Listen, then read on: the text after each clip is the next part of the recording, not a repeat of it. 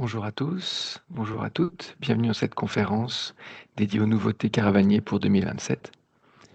Ces nouveautés, ce sont des destinations qui ne figurent pas encore dans notre offre ou des itinéraires nouveaux dans des pays que nous connaissons déjà. Vous allez voir que dans cette conférence vont se succéder donc plusieurs de mes collègues pour vous présenter donc différentes destinations. Elles restent toutes des destinations donc de voyages de marche, ça reste des voyages de randonnée puisque c'est là notre offre, c'est là notre expertise. Pour revenir un peu brièvement et présenter Caravanier pour ceux et celles qui ne nous connaîtraient pas, Caravanier, c'est une agence de voyage, de tourisme d'aventure même, on dirait, qui est spécialisée donc dans le voyage de randonnée. D'accord? Ça veut dire que nous considérons que la randonnée est et reste le meilleur moyen de découvrir l'ailleurs, de découvrir des nouveaux paysages, enfin d'autres paysages, de nouveaux pays, et puis aussi de découvrir d'autres cultures, d'aller vers les gens. Effectivement, en marchant, on se rend assez vulnérable et c'est ça que on garde en tête et qui motive, si vous voulez, notre envie donc de partager ces voyages de randonnée.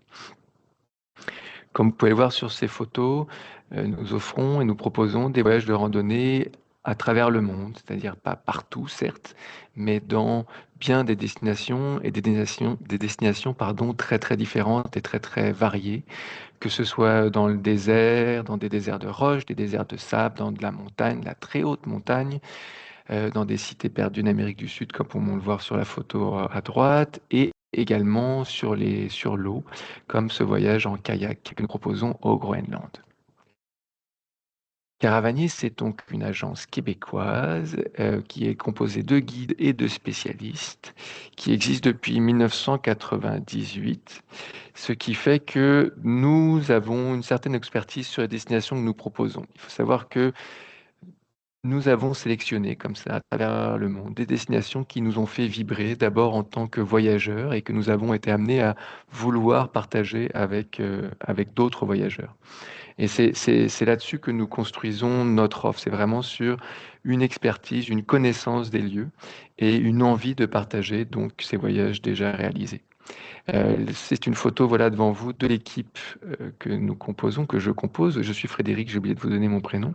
Je suis un de la dizaine d'employés qui composent Caravanier, au bureau en tout cas. Donc parmi ces 10 personnes, la moitié d'entre eux sont également guides, c'est-à-dire que nous connaissons la destination et nous connaissons également la réalité du voyage de randonnée, ce qui nous amène et ce qui nous rend aptes à répondre à bien des questions que vous vous posez, non seulement sur le pays dans lequel vous pourriez vous rendre avec nous, mais également sur la réalité du voyage de randonnée. Voilà. Je vais maintenant laisser la place à mes collègues qui vont vous présenter des nouvelles destinations de 2027. Vous allez voir, ce seront de très très beaux voyages.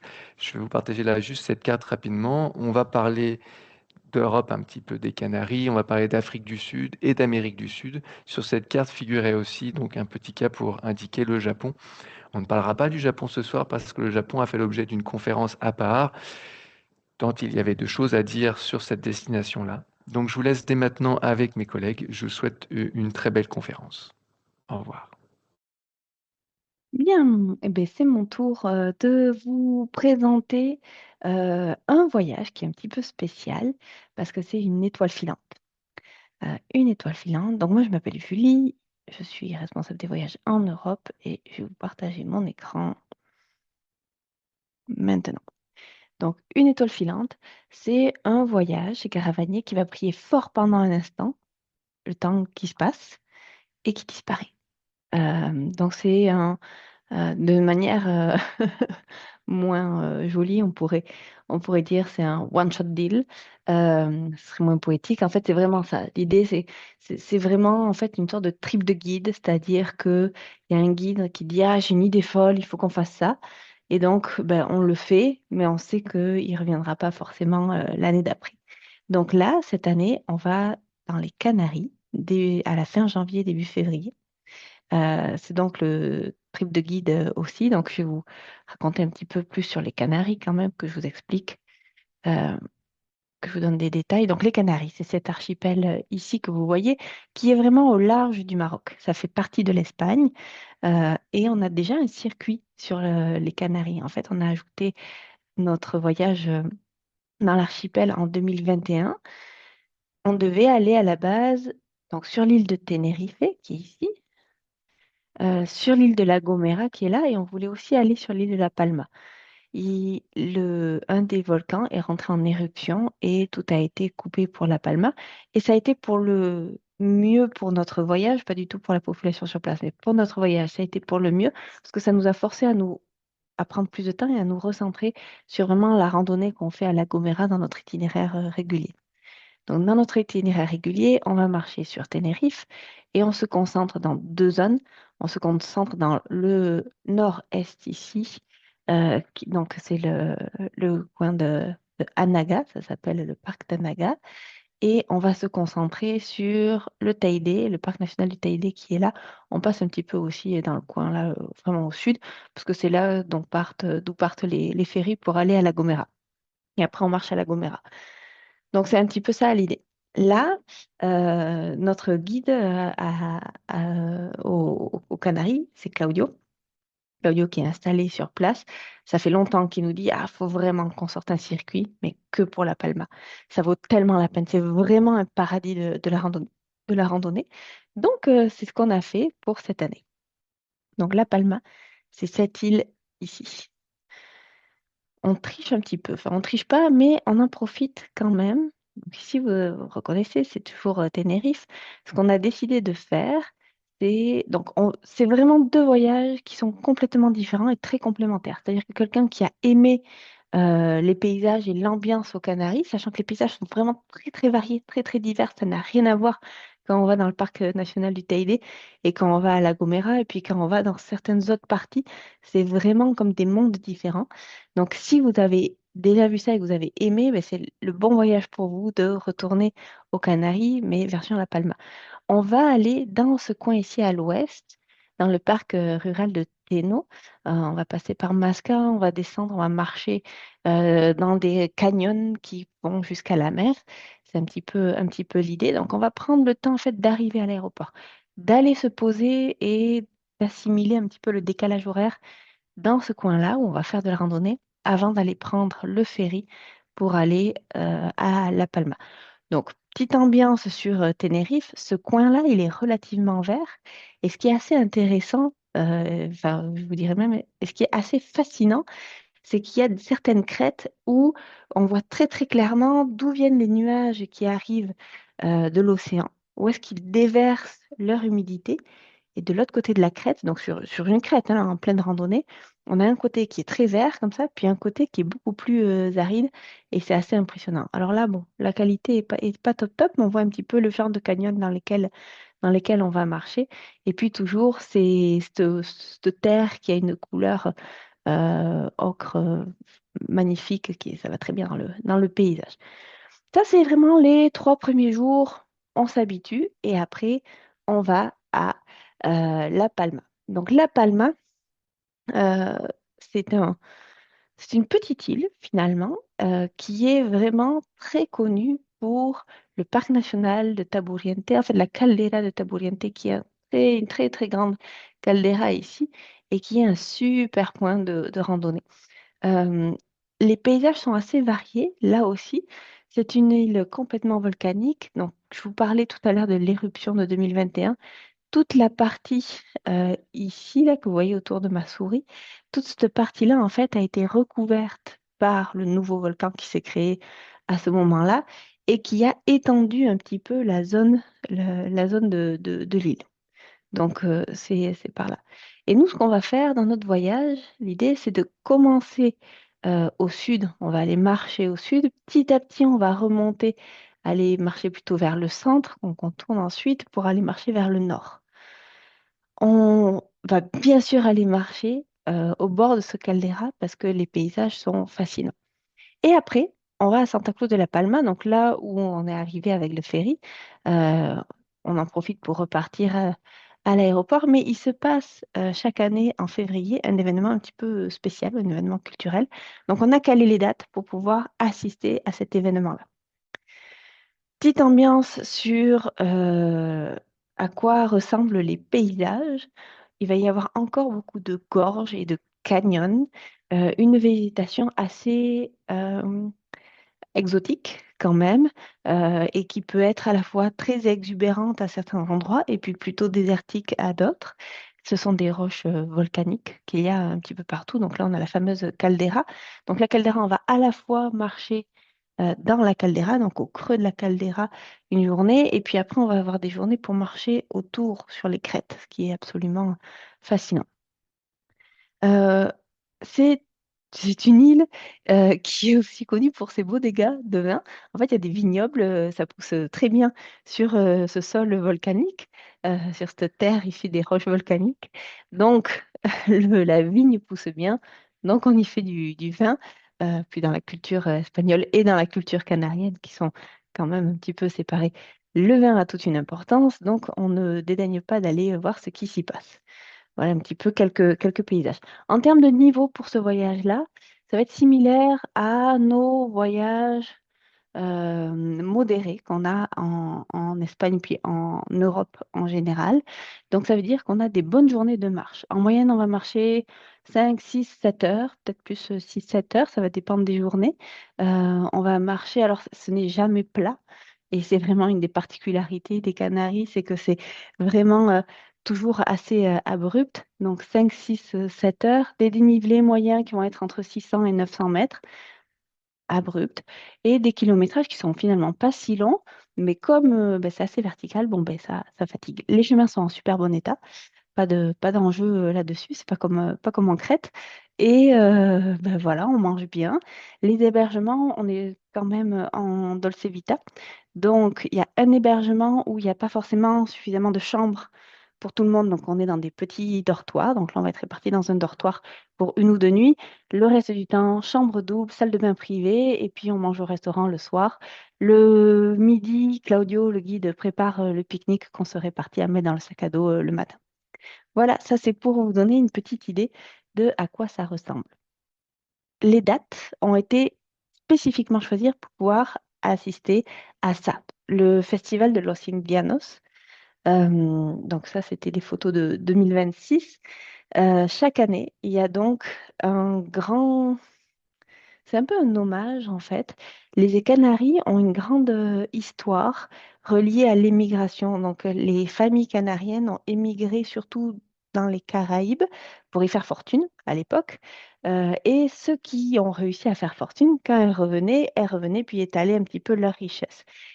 C'était l'ambiance, l'époque donc de ce genre de vêtements. Euh, un petit peu, je sais même pas comment le catégoriser, mais un petit peu dans le style colonial, mais colonial du début du XXe siècle. Et de nos jours, les Indianos, donc c'est comme ça qu'on appelait ces gens qui revenaient. Donc il y a toute une semaine de festivités et le samedi.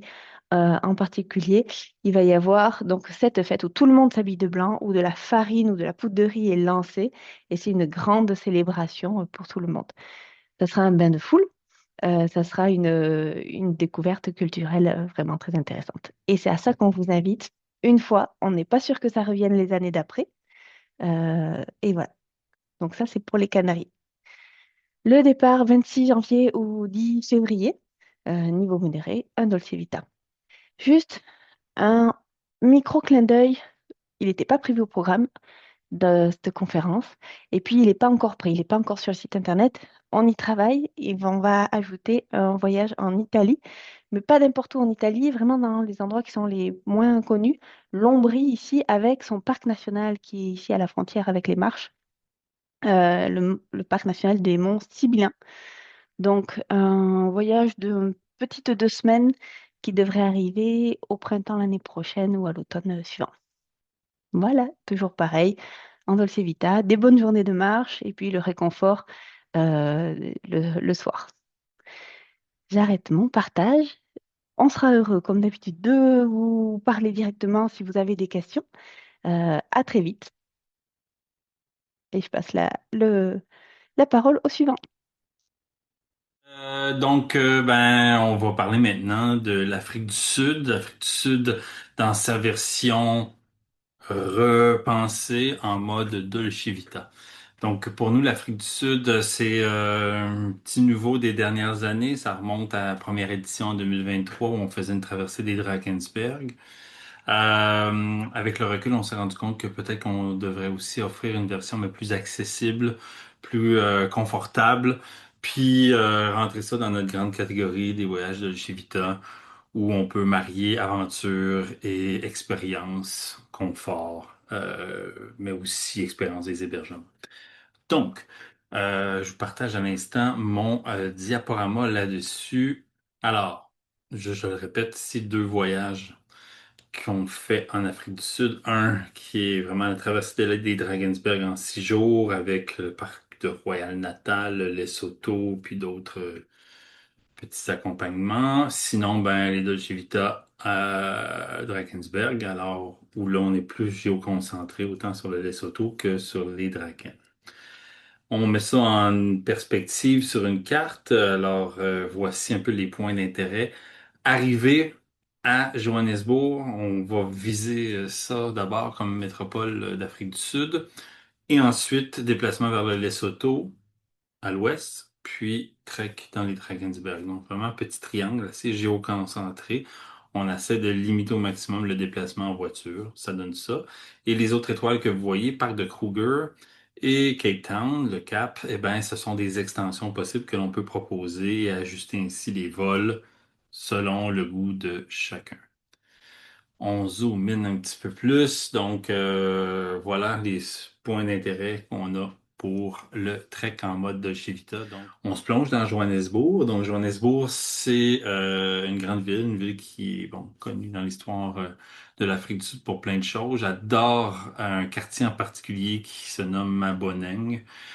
On peut donner plusieurs regards hein, sur cette ville-là. On va en donner quelques-uns. D'abord, un quartier post-industriel qui émerge en ce moment, qui est beaucoup, beaucoup incarné par bon, je sais pas comment dire, la culture noire, on va le dire comme ça. C'est super intéressant de voir ce regard-là sur ce quartier-là. Donc, plusieurs contrastes architecture, plusieurs commerces, restaurants qui vont dans la modernité. C'est vraiment intéressant en termes de point de vue. C'est le regard qu'on y donnera. Donc, quartier de Maboneng. On va se balader aussi dans d'autres quartiers parce que la ville en vaut quand même la peine. Entre autres, à Melville, on peut voir en saison, octobre-novembre, la floraison des Jacarandra. C'est super beau. C'est un peu l'équivalent des Sakura comme on voit au Japon. Donc, c'est un moment spécial de notre automne, mais de leur printemps à eux.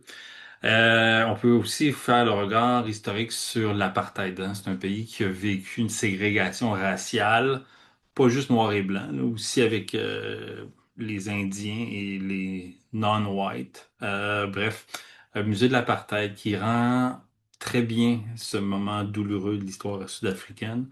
On va aussi voir tout le regard de Nelson Mandela là-dessus.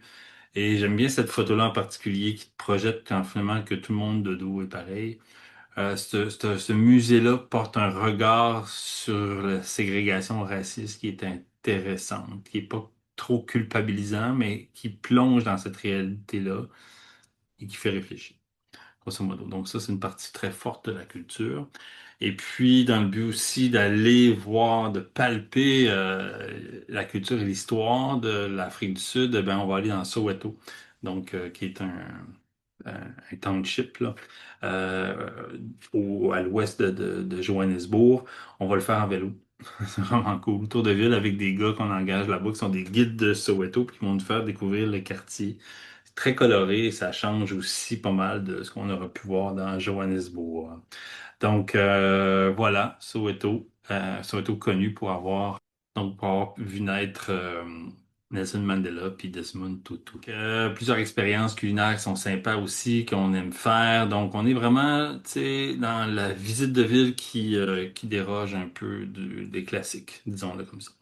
Direction Lesotho, c'est environ 6 heures de route là, depuis Johannesburg. On va s'installer à Malealea. Donc c'est un village finalement qui est dans la région du sud-ouest du pays. Le Lesotho, c'est un pays enclavé par l'Afrique du Sud. Donc, c'est l'ethnie Basotho qui a jamais voulu vraiment faire partie de ce grand projet d'annexion là, des plusieurs provinces ou territoires ancestraux, là. Donc, ça a fait que c'est un territoire qui est resté autonome, un territoire aussi qui n'a pas vécu l'apartheid puisqu'il n'était pas associé à l'Afrique du Sud. Donc, c'est intéressant de voir, d'en faire un regard aussi là-dessus. C'est un pays, il faut savoir aussi, qui est un immense plateau très montagneux. Donc, l'altitude moyenne est presque à 2000 mètres. Et puis, un immense réseau hydrographique. Donc, il y a un lien. Donc, ça crée un lien économique très intime avec l'Afrique du Sud parce que c'est la source d'hydroélectricité principale du pays. Là, donc, l'idée, c'est d'aller dans un lodge où là, chaque habitation est en forme de ronde d'Avel, comme ça, des huttes qui sont modernisées un peu, où on peut avoir un hébergement très confortable finalement, et on va rayonner pendant 4 jours à partir de ce point-là. Donc, on établit camp de base, puis on part faire des randonnées à la journée. Une activité qui est vraiment cool qu'on peut faire dans cette formule-là, eh ben, c'est de profiter finalement de la tradition cavalière de ce peuple-là, les Basotho ou les Soto, où souvent, dans le but de se challenger entre villages, de se challenger entre clans, eh ben, c'est de faire des courses équestres. Donc, d'assister à ça, c'est quand même une expérience en soi et ça permet une immersion culturelle qui est très forte et que nous, on va sponsoriser, si vous voulez, cette activité-là. Et ça va créer forcément des liens parce que tout le monde va se réunir où on sera. Et puis, on pourra interagir avec eux si fenêtre s'ouvre, disons. Fait que c'est très cool à voir. Et puis, vous avez remarqué aussi que le Lesotho a ses couleurs, en particulier, il y a comme une espèce de vert dans le territoire, un bleu foncé dans le ciel, et puis toute cette mosaïque qu'on retrouve avec les couvertures des gens. C'est la tradition de porter une couverture, et là, j'en ai amené mon échantillon personnel qui m'accompagnera pendant cette conférence. Mais donc, c'est vraiment typique, si vous voulez, d'avoir ça. Il le porte très fièrement. C'est un héritage, si vous voulez, de l'influence britannique de la fin du 19e siècle, mais qui s'est vraiment, si vous voulez, incrusté dans la culture du Lesotho. J'étais là-dessus. Donc, l'idée, c'est de rayonner en randonnée autour de Malayaléa. Et puis là, on va marcher souvent de village en village ou peut-être de micro-communauté en communauté. On est sur un grand plateau. Et puis là, ben, on rayonne pendant 4 jours dans cet environnement-là. Et puis, il faut savoir hein, que c'est très peu fréquenté, le Lesotho. Donc, ça reste que les contacts sont très peu altérés aussi par le tourisme. Et c'est, faut en profiter de nos jours parce qu'il y a très peu d'endroits qui ont encore cette optique touristique. Alors, voici quelques paysages là, pour vous mettre un peu dans l'ambiance. Donc, on est vraiment dans les petites communautés de huttes comme ça. Ensuite, après le volet Lesotho, eh ben, on se déplace vers la ville de Clarence. Donc, l'idée, encore une fois, dans un voyage comme celui-là, ou même dans celui qui est plus randonné dans les Drakensberg, c'est de pouvoir avoir plusieurs chapitres, plusieurs, si vous voulez, couleurs identitaires de ce pays-là. On l'appelle le pays arc-en-ciel. Bon, fait qu'on essaye de jouer avec cette thématique-là. Donc, on est dans la province du Free State, l'État libre, si vous voulez, d'Afrique du Sud, qui a vu apparaître au 19e siècle des grandes vagues de colons africanaires, donc qui arrivaient de la région de Cape Town. Et puis, bon, ça a fait, si vous voulez, un développement rural, des grands ranchs, des grandes plantations, puis quelques petits villages contre-culture qui sortent du lot, disons, comme ici à Clarence. Donc, Clarence, c'est vraiment un petit bastion, si vous voulez, de contre-culture, de culture plutôt babacool, blanche, africanaire qu'on retrouve dans ce coin-là du pays. C'est vraiment une petite oasis qui est très sympathique. On trouve plein de bonnes choses. Il y a vraiment une petite finesse qui est le fun. Donc, arrêt à Clarence dans la transition entre les Lesotho et puis la suite dans les Drakensberg. On est en hébergement très dolce vita. On est en petite auberge de chambre tenue par une famille. On est super bien accueillis. Et puis, vous voyez un peu l'ambiance. Donc, direction ensuite depuis Clarence, c'est la porte, si vous voulez, d'un des parcs nationaux là-bas qu'on appelle le Golden Gate Highland National Park. On va faire une journée de randonnée là-bas. Donc, on est sur un autre environnement géologique qui permet de donner plus de diversité aussi au trek. Donc, une journée dans ce massif-là. C'est comme un haut plateau avec des gorges, des cavernes. Et puis, j'ai une couleur qui est distincte des autres. Le parc de Royal Natal, mais c'est dans le même massif des Drakensberg. En fait, cette chaîne de montagnes-là fait vraiment la frontière entre le Lesotho et l'Afrique du Sud.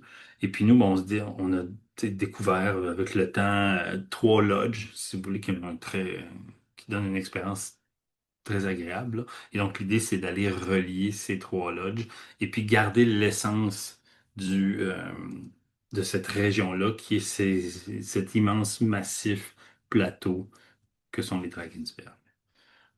Voilà pour le Royal Natal.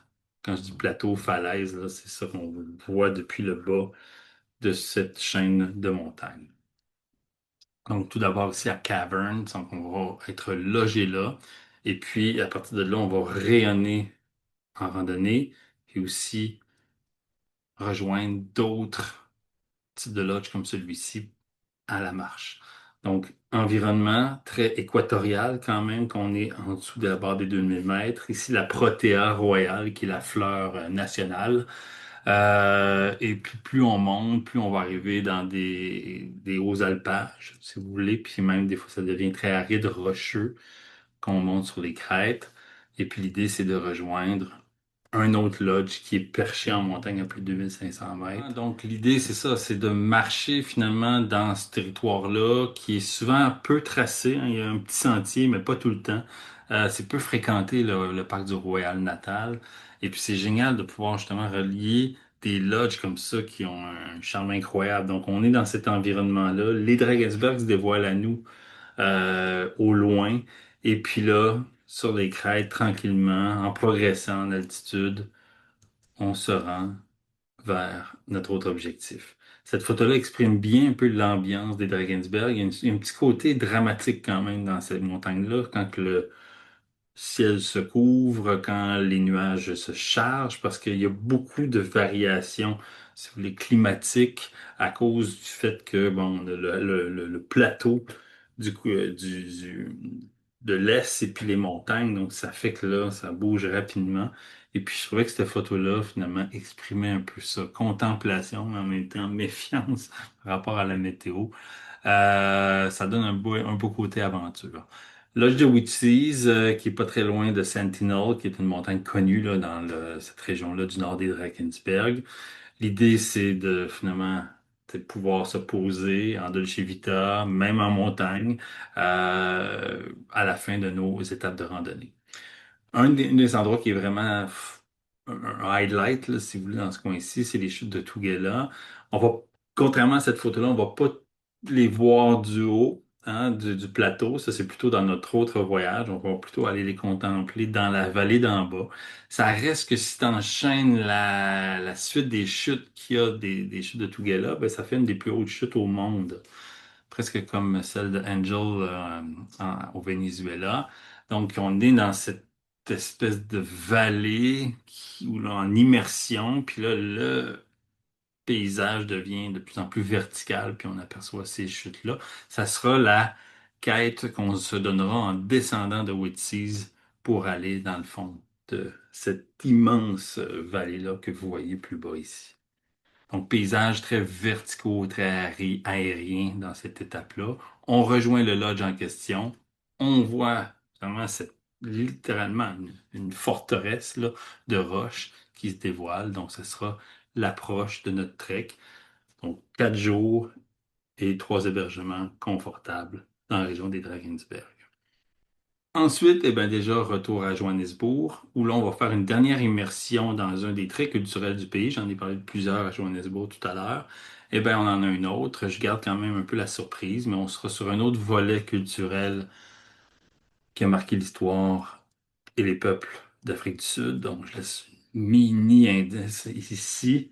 Mais donc, ça, c'est un hébergement qui va aussi donner tout un regard intéressant sur le pays Et voilà. Et puis sinon, ben, extension possible en safari.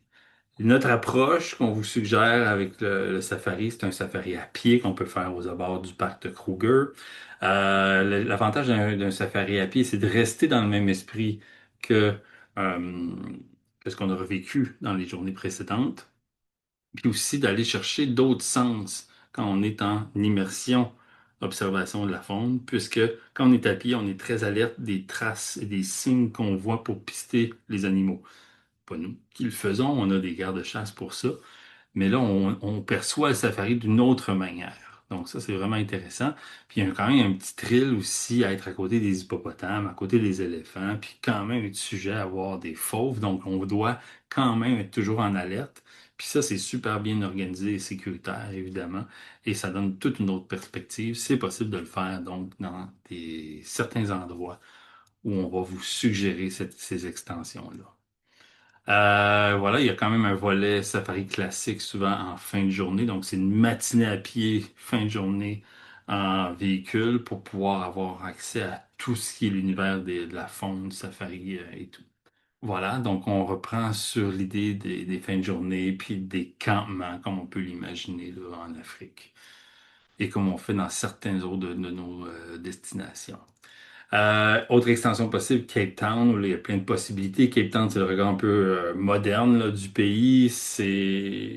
On est ailleurs quand même en termes culturels en Afrique du Sud. C'est une ville qui se fait très bien à pied, qui a vraiment un charme, où on mange très bien. C'est aussi la porte vers les régions viticoles, comme Frank Chuk, entre autres, puis Stellenbosch. Donc, puis en plus la péninsule vers le Cap de Bonne-Espérance. Alors, vraiment un must que je conseille à tout le monde. Donc, on peut adapter le scénario des vols pour vous permettre un retour à un vol international depuis Cape Town avec un vol combiné national. Donc, c'est tout à fait possible de passer quelques jours. On vous donne un paquet de références si vous décidez de prendre cette extension-là. Puis c'est en mode autoguidé. Donc voilà, nouvelle destination qui est prochain départ se passe à l'automne prochain. Merci. Bonjour à tous, je m'appelle Astrid et je suis responsable des voyages en Amérique du Sud chez Caravanier. Et aujourd'hui, je ne vais pas vous parler de un ni de deux voyages, mais bien de trois nouveaux voyages en Amérique du Sud. Donc le premier sera en Bolivie, puis on s'en ira en Colombie et enfin en Équateur. Donc pour le voyage Bolivie, en fait, donc sous l'IPES, terre de feu, de sel et de feu. Donc c'est un voyage qui se situe dans le sud de la Bolivie et également qui finit au Chili. Donc, on fait une escale à Santa Cruz de la Sierra et ensuite on s'envole vers Sucre, de Sucre à Potosí, on passe par le Salar d'Uyuni, puis on redescend comme ça dans le sud-ouest de la Bolivie. On traverse la frontière pour arriver à San Pedro de Atacama et puis de là, le retour se passe vers le Chili. Comme on voit sur le petit graphique, on va monter progressivement en altitude pour atteindre des altitudes jusqu'à 6000 mètres pendant le voyage. Donc le voyage débute dans la ville de Sucre, qui est la capitale de la Bolivie. Et donc on est à 2800 mètres d'altitude et puis on va commencer par donc découvrir la ville et tous les aspects historiques et culturels. C'est également un moment qui va permettre de l'acclimatation à l'altitude et notamment autour du cratère de Maragua qu'on voit en bas à gauche, donc pour une première randonnée d'acclimatation en début de voyage. Puis de Sucre, on monte encore un petit peu progressivement en altitude vers la ville de Potosi, qui était une des villes les plus riches d'Amérique du Sud, car en fait, donc, dans le volcan qu'on voit ici, dans le Cerro Rico, étaient les mines d'argent. Donc on va aller visiter, entre autres, ces mines d'argent, aller randonner dans la région de Potosí, et puis un petit peu découvrir toute l'histoire de cette ville qui est absolument extraordinaire. De Potosí, on va partir ensuite vers Uyuni. Uyuni, vous en avez sûrement déjà entendu parler, c'est le plus grand désert de sel au monde. Donc voilà, donc c'est à peu près une centaine de kilomètres de, de rayon. Et puis, il y a plusieurs îles qui sont disposées dans ce désert de sel. Donc, ce sont des îles de cactus, comme on peut le voir sur la droite. Donc, le Salar, on va le traverser à deux reprises en transport, donc en jeep privé. on va le traverser un premier jour, dormir à Harira, qui est vraiment sur le nord du Salar, et puis faire l'ascension du volcan Tunupa, dont je parlerai juste après, qui vraiment domine le Salar, et puis venir le retraverser une seconde fois. Donc le Salar, c'est vraiment une immensité blanche qui permet d'avoir entre autres des effets d'optique extraordinaires. Donc pour les personnes qui aiment la photo et les grands espaces, c'est un endroit les plus époustouflants de la planète. On est vraiment dans des paysages qui sont surréalistes. Et puis aussi, c'est un endroit où la pollution lumineuse est extrêmement faible. Donc pour l'observation des étoiles, entre autres, c'est un des meilleurs lieux de la planète. Donc comme je vous disais, lorsqu'on est auprès du Salar d'Uyuni, on va monter sur le volcan Tunupa qui y fait face. Donc, c'est une ascension qui n'est pas technique, mais on est en altitude. Donc, le Salar d'Uyuni, on est autour de 3850-3900 mètres d'altitude. Il n'y a pas de dénivelé. Lorsqu'on monte sur le volcan de Tunupa, on monte jusqu'à 5150. Donc, on est acclimaté généralement à ce stade du voyage. Là, on peut voir un peu en contrebas sur la photo de gauche, là où est le début de la randonnée. Le début de la randonnée est autour de 4600 mètres d'altitude, donc on a quand même 550 mètres à monter pour l'ascension du Tunupa, et puis qui nous permet d'avoir une vue absolument époustouflante sur le Salar et puis sur les environs. Donc ça, ce sont les 2 jours dans le Salar d'Uyuni. Et du Salar, on va continuer notre route vers plus au sud du sud de l'Ipès, avec toujours vraiment des randonnées à chaque journée. Donc c'est un voyage qui est en itinérance, où le transport fait partie du voyage, et puis ce qui nous permet de traverser aussi des distances qui sont absolument immenses dans cette partie du monde, mais qui permet de rejoindre plusieurs randonnées. Donc il y a vraiment de la randonnée à tous les jours. Et puis, dans ces différentes randonnées, dans le Sud-Ipès, on va notamment pouvoir observer de la faune. Donc voilà, il y a plusieurs espèces de flamants roses, notamment, qu'on reconnaît et puis qu'on retrouve notamment autour des lagunes d'altitude, qui ont des couleurs absolument extraordinaires. C'est également un des endroits au monde où on va retrouver des vigognes, donc qui sont des cousins du lama, et des alpagas. Et donc une des étapes dans le sud de ça va être l'ascension du volcan Uturuncu, qui est un volcan qui culmine à plus de 6000 mètres d'altitude. Une fois encore, on part pas de zéro. C'est une ascension qui n'est pas technique, mais on est en altitude, on prend le temps. Donc c'est vraiment une belle randonnée à la journée, avec des paysages à couper le souffle dans tous les sens du terme. Et voilà, comme vous pouvez le voir, qui permettent d'avoir une vue extraordinaire, de monter à 6000 mètres. Donc voilà, on n'a pas forcément l'occasion tous les jours d'avoir d'aussi belles étapes de randonnée, mais voilà, dans un cadre tranquille. Et du sud de l'Ipès, donc on continue vers la région de San Pedro de Atacama. Donc là, on va y passer 3 jours. Et San Pedro de Atacama, je pense que c'est une des régions les plus extraordinaires de la planète. Donc là, on est dans la partie Chili. On vient de passer la frontière, on arrive au Chili. Et c'est un endroit où on va retrouver par exemple du sel qui va faire partie des montagnes. Donc, comme on voit sur la photo de gauche, également, on va retrouver des geysers. On va retrouver, comme on voit en haut à droite, qui sont les geysers del Tatio. Et puis des lagunes, donc on va voir des lagunes roses, des lagunes turquoises, des lagunes bleues. Donc absolument extraordinaire. Donc une fois encore, pour les amateurs de randonnée et de photographie, c'est vraiment le voyage, je pense, un des plus époustouflants que l'on ait. Et en termes de diversité des paysages, c'est juste magnifique. Les randonnées, en règle générale, pendant le voyage, vont être autour de 5 heures. Et voilà, il y a de la randonnée, tous les jours. Le niveau est modéré en raison de l'altitude, mais c'est des randonnées où il n'y a pas de difficulté technique au-delà de l'altitude. Les hébergements, donc on est sur un voyage où il n'y a aucune nuit sous tente.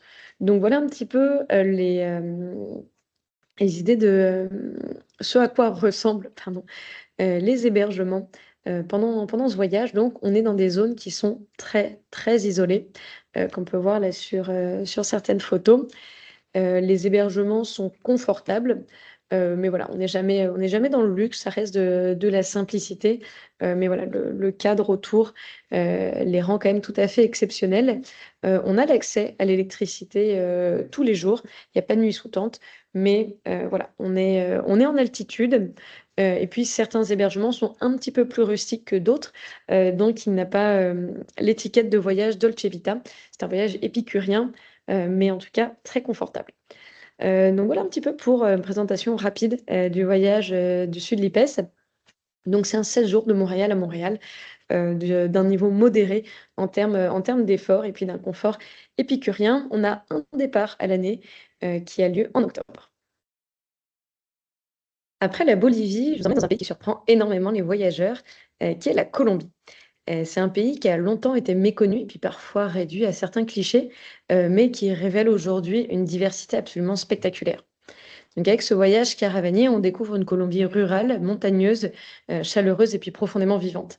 La Colombie est probablement l'un des pays les plus diversifiés d'Amérique latine, car elle est située à la jonction de plusieurs mondes, qui sont les Andes, l'Amazonie, et puis les Caraïbes et le Pacifique.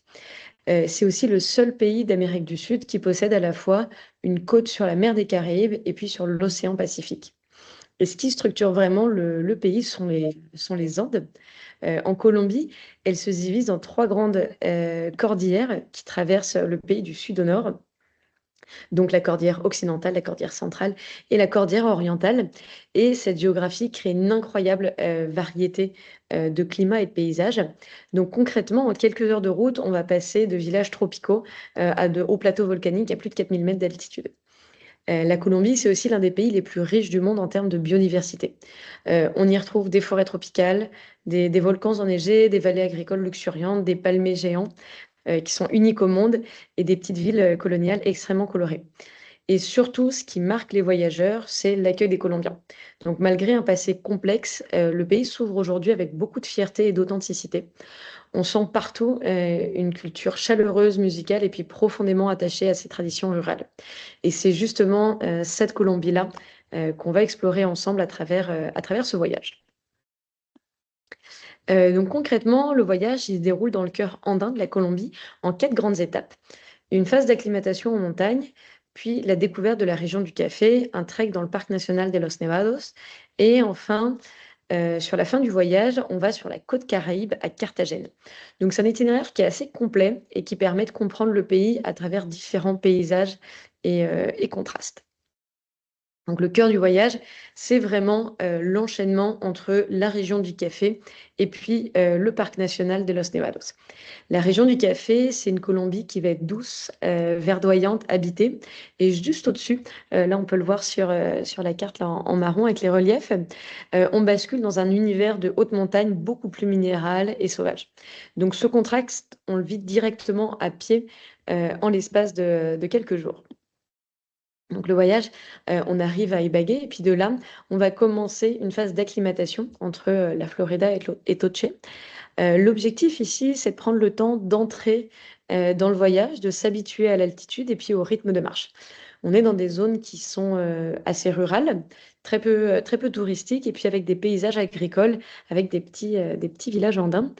Les sentiers qu'on emprunte, ils sont souvent des chemins utilisés localement, ce qui permet un contact assez direct avec le territoire et puis avec ses habitants. Et puis ensuite, progressivement, on gagne en altitude, les paysages s'ouvrent et on commence à sentir qu'on s'approche de montagnes un petit peu plus hautes. C'est une étape qui va être hyper importante pour se préparer physiquement et puis mentalement à la suite du voyage. Donc après cette phase d'acclimatation, on s'en va dans la région du café, là, qui est vraiment les deux zones là, se touchent. On a déjà presque un pied dans la région du café pendant l'acclimatation.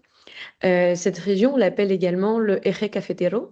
Voilà, c'est une formulation qui est plus utilisée en Colombie. Et puis, c'est vraiment une région, voire la région la plus emblématique de Colombie. On a souvent voilà, cette image de collines verdoyantes qui sont couvertes de caféiers, les villages colorés et puis une ambiance vraiment très vivante. Ici, le café, c'est pas juste une culture agricole, il structure vraiment le paysage, l'économie, puis le quotidien des habitants.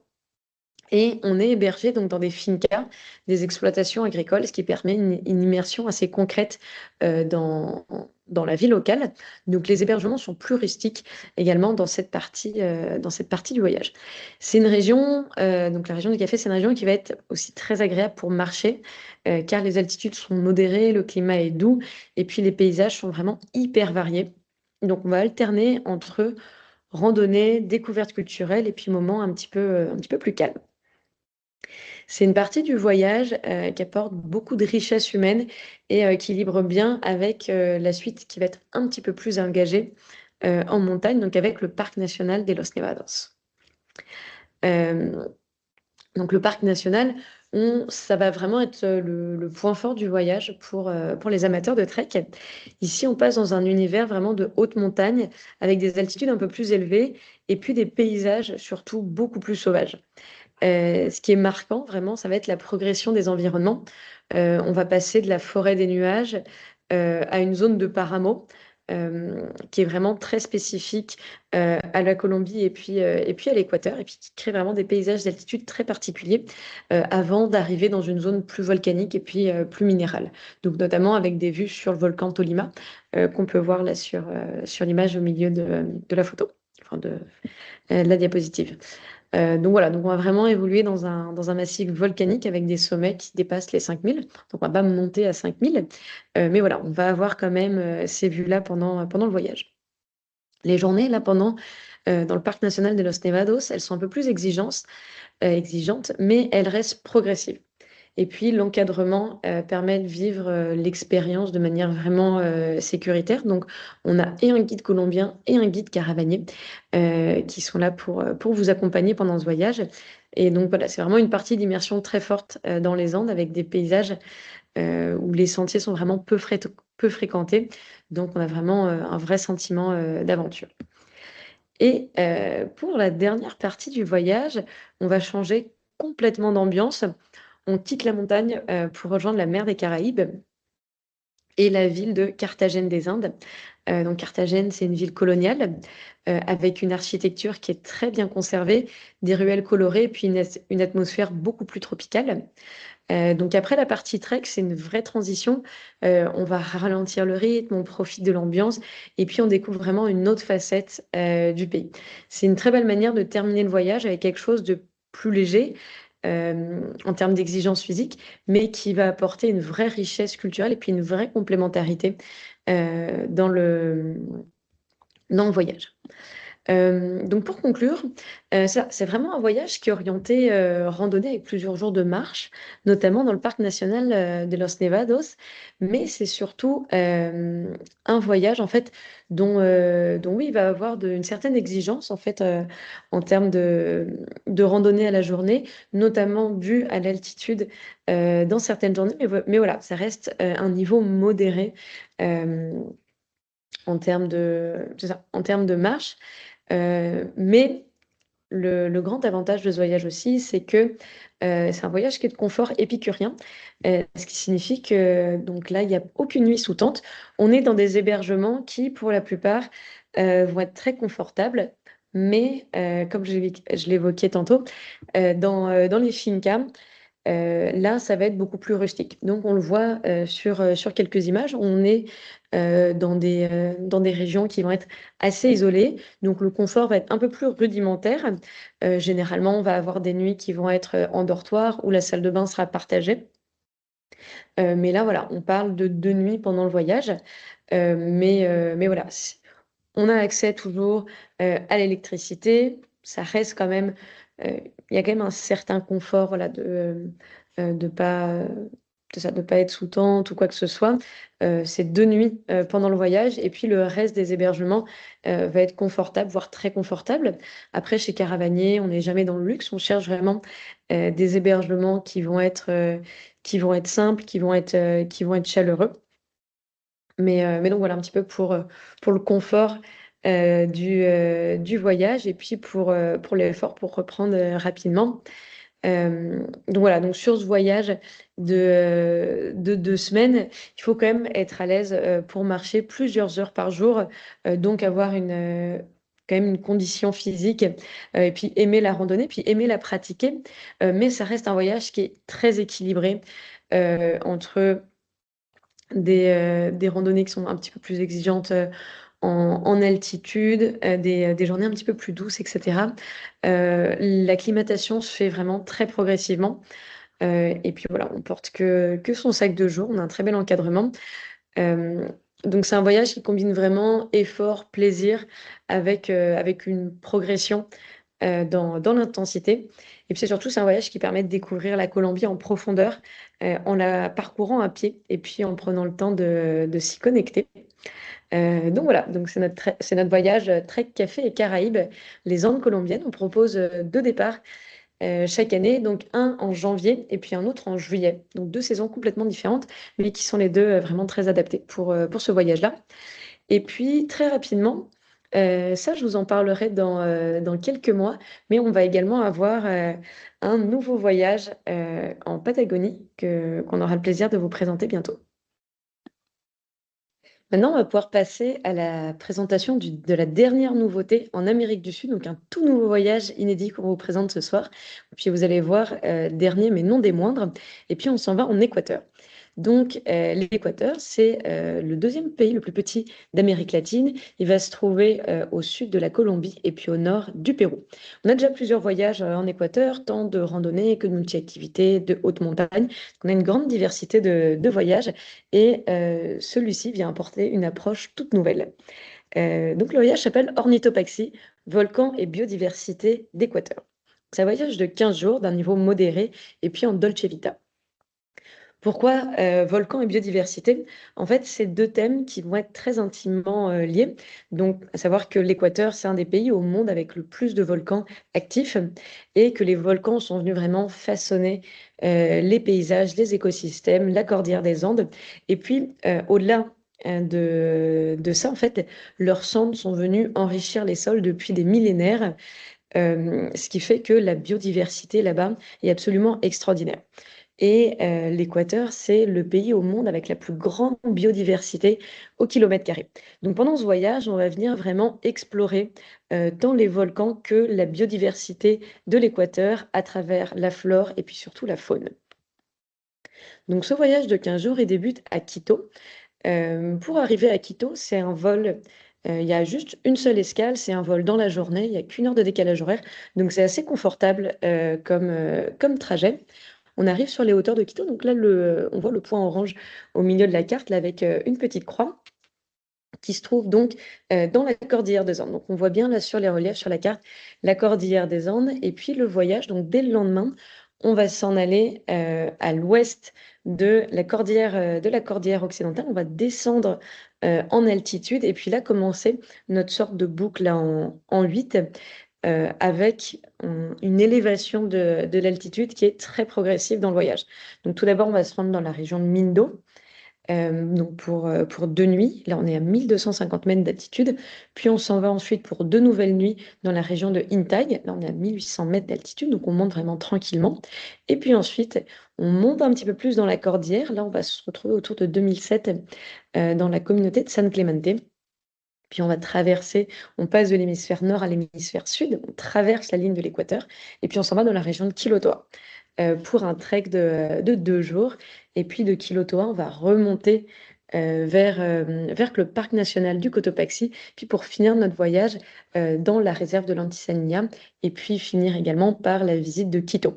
Donc on a vraiment un 8 qu'on fait pendant le voyage, avec ce qui est très confortable, presque toujours 2 nuits de suite au même endroit, et puis une acclimatation extrêmement progressive à l'altitude. Donc là, comme on voit, on se dit, ah, il y a quand même quelques déplacements, mais vous allez voir, les déplacements sont en fait très courts. Et donc tout le voyage, là, toute la boucle, elle va tenir là dans cet ovale jaune.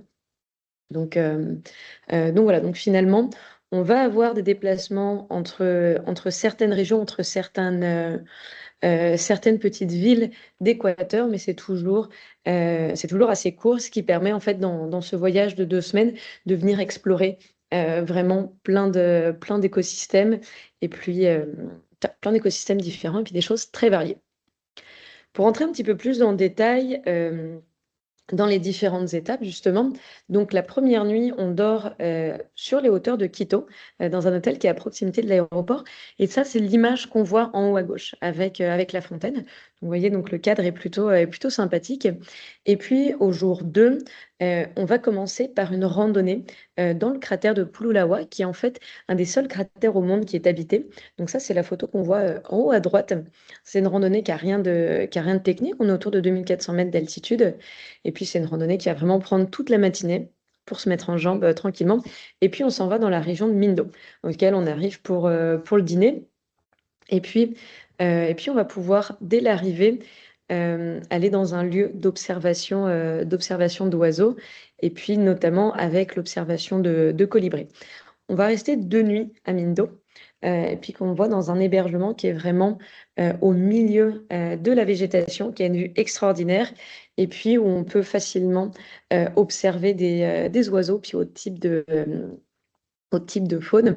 L'hébergement est très confortable, et puis il faut savoir que la région de Mindo est nommée réserve de la biosphère par l'UNESCO, et donc pendant ces 2 jours qu'on va passer dans la région de Mindo, on va pouvoir faire tant de l'observation ornithologique, donc de colibris, de toucans ou autres, mais également des petites randonnées et puis des parties un peu plus culturelles de découverte de la flore, donc notamment un jardin d'orchidées, et puis un tour de cacao pour apprendre comment se passe tout le process du cacao depuis la cabosse jusqu'à la tasse. Après ce passage à Mindo, on va monter un petit peu dans la région de Intag. Donc déjà, sur la route, on va pouvoir s'arrêter dans une grotte immense dans laquelle se trouvent ces petits oiseaux qu'on voit sur l'image en bas à droite. Donc voilà, c'est encore une nouvelle occasion de pouvoir observer de la faune sauvage dans son habitat naturel. Et puis arrivé à Intag, en fait, on est dans la région du café et puis dans un écosystème qui s'appelle la forêt des nuages. Donc la forêt des nuages, c'est une sorte de forêt tropicale d'altitude. C'est un petit peu le même écosystème qu'on va retrouver au Machu Picchu, par exemple. À Intag, on va pouvoir faire plus de randonnées. Donc, dans la forêt, vous allez voir, on retrouve beaucoup plus de dénivelé, la végétation est assez dense. Et puis, ça va être des randonnées comme ça, notamment pour aller voir différentes cascades. C'est toujours l'occasion d'observer de la faune. Et puis, notamment, en randonnée, on va se rendre dans un endroit où il y a un des oiseaux les plus emblématiques des Andes qui s'appelle le coq de roche, qu'on voit en rouge là en bas. Et en fait, il y a un endroit où les coqs de roche mâles viennent s'entraîner pour leur parade nuptiale. Donc c'est un phénomène qui est tout à fait naturel. Comme toute observation de la faune sauvage, on n'est jamais sûr à 100% de les voir, mais ça reste vraiment un endroit et puis un moment privilégié pour pouvoir les observer. Et puis également, comme je disais, Intag, c'est la région du café. Donc, on va également pouvoir visiter des fermes de café et puis en apprendre plus une nouvelle fois sur toute la production, la torréfaction du café, faire des dégustations. Et puis le tout dans un cadre qui est quand même assez beau. Donc, on voit une image là de l'hébergement sur la photo. Donc là, c'est une fois encore 2 nuits dans la région de Intag. Puis, on s'en va dans les Andes, dans la communauté de San Clemente. La communauté de San Clemente, on travaille avec eux depuis plus de 20 ans maintenant. Donc, c'est une communauté indigène quichua dont le président est Manuel. Manuel, vous allez être amené à le rencontrer. Il a vraiment à cœur de partager l'histoire, le fonctionnement et puis les traditions de sa communauté. Donc, c'est un moment dans le voyage qui est vraiment très fort pour en apprendre plus sur les communautés indigènes quichua. Donc il y a tout ce moment avec la communauté, il y a des activités culturelles et puis en plus on dort chez l'habitant, donc dans des petits gîtes dans la communauté. Donc on a vraiment l'occasion de pouvoir partager avec eux le quotidien, les repas, etc. San Clemente, on se retrouve donc un petit peu plus haut en altitude et donc là, sur chaque journée, on va pouvoir aller faire des randonnées un petit peu plus haut en altitude, donc respectivement autour de la laguna Cuicocha qui se trouve dans une caldeira volcanique et puis sur le volcan Cubilche. C'est 2 images qu'on voit en bas, au centre, et puis à gauche. C'est des randonnées qui sont pas techniques, mais qui sont un petit peu plus hautes en altitude, et puis sur lesquelles on a des paysages absolument extraordinaires, et puis notamment la vue sur plusieurs volcans. C'est là également où on va pouvoir explorer un écosystème qui s'appelle le Paramo, qui est très spécifique à l'équateur. Donc voilà pour cette partie-là de 2 jours.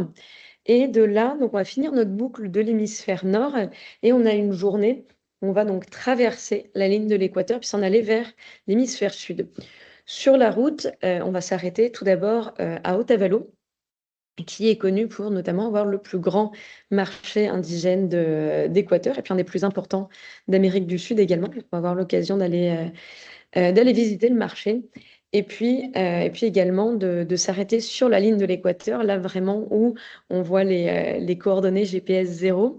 Et puis il y a également il y a un petit musée sur place qui va venir expliquer toute la spécificité donc, de l'équateur vis-à-vis aussi du magnétisme de la Terre, du fonctionnement de tout ça. Donc c'est vraiment extrêmement intéressant d'en apprendre un petit peu plus sur le pays et puis de savoir aussi quel est le pourquoi de la ligne de l'équateur. Et puis l'équateur est le seul pays au monde qui est nommé selon une ligne géographique. Donc voilà, donc c'est un endroit qui est très particulier. Et puis on va pouvoir continuer la route vers la région de Quilotoa. Savoir que c'est donc une journée de transport, mais on compte à peu près 5 heures de route au total.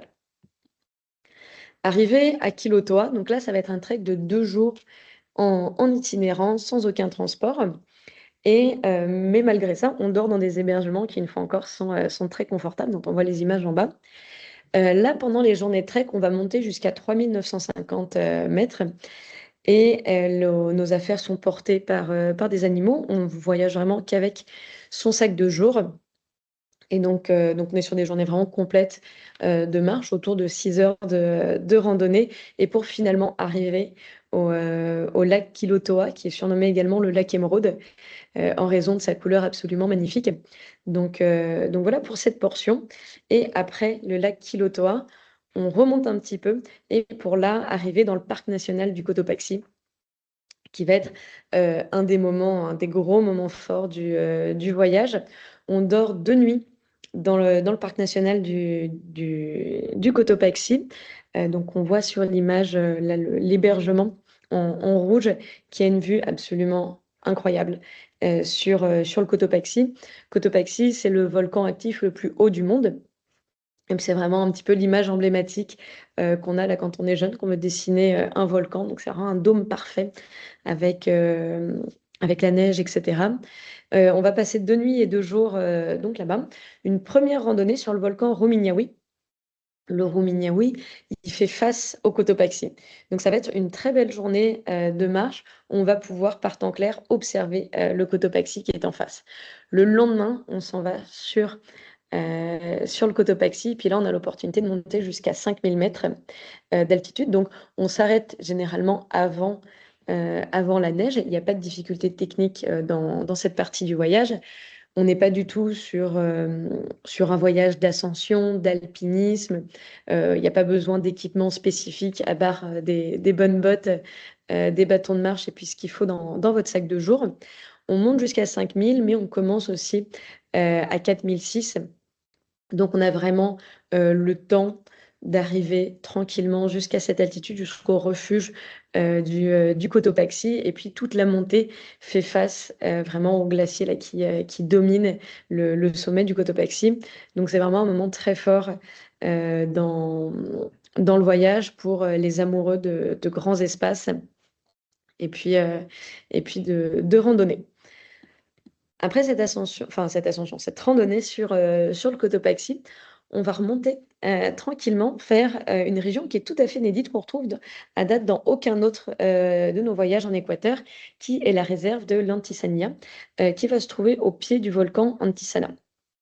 Là, il va y avoir plusieurs étapes, notamment donc la première, ça va être au Mirador de Isco.